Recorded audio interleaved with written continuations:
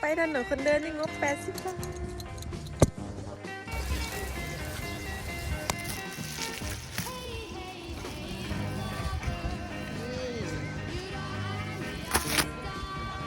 ตามกี่คนค่ะตาม5 คนค่ะนี่ที่หมาล่า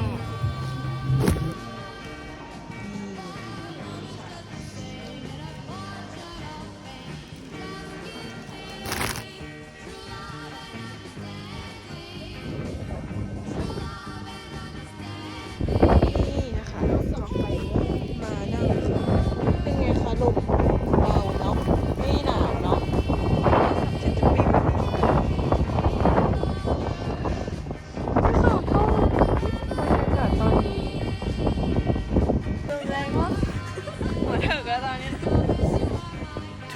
2,000 years later. ได้ค่ะขับรถกลับบ้านดีๆนะคะ